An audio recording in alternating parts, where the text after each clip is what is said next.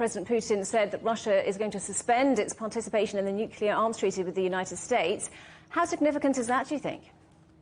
Well, it's certainly the news point that everybody has seized on, because in the whole of this nearly 2-hour speech, that was really the only thing that was new in terms of how Russia is interacting with the outside world. The meat in the sandwich of this speech, as you heard from your correspondent in Moscow just now, was a lot of information about Russia's economy and a lot of hyping up the process of or rather the performance of the economy, and business measures and education measures. And it was only on the periphery of the speech, the beginning and the end, that we heard about Russia's war on Ukraine and about its relationship with the outside world. But yes, this is the point that everybody will be focused on at this moment. And of course, it is not just Russia and the United States that are involved. President Putin was referring to the independent nuclear arsenals of the UK and France as an excuse or possibly a rationale for stepping away from the New START treaty. That, of course, has implications for China, which is also not covered by the treaty. It's not clear exactly how this is going to expand Russia's arms control agreements as opposed to constricting them and stepping away once again from treaties that were designed to contain strategic armaments. And there had been some expectation, hadn't there, that this speech would somehow ramp up the military threat in some way, but it didn't.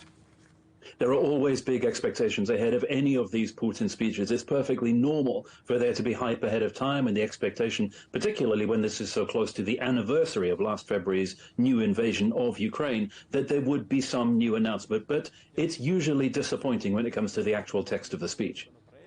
And there was lots of domestic content, as you mentioned, and the suggestion of what perhaps you might call a battle of civilizations between Russia and the West. Well, the battle of civilizations narrative is not new, and of course, let's not forget that is the basic cause of this conflict. The war in Ukraine is just the focal point of this conflict between how Russia views the world and its place in it and what Western liberal democracies think is normal and natural. It's an attempt to roll back history, this war of colonial reconquest of Ukraine, and of course that's something which is completely incompatible with the Western view that the countries neighboring Russia are sovereign and independent and shouldn't be governed from Moscow.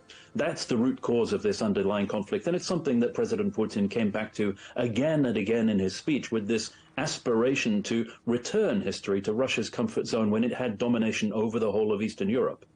And it also featured some criticism, didn't it, of Russian oligarchs living abroad. How will this play with his inner circle? That was certainly one of the punchiest parts of the speech, not only in general terms, like don't regret your lost houses and yachts abroad because nobody feels sorry for you within Russia, but also some very targeted criticism of, for instance, individuals who have bought peerages. He didn't specifically single out the UK, but it's clear who he has in mind. And yes, it's part of an overall call to focus on developing Russia, to abandon those relationships with the outside world and instead invest in keeping Russia afloat.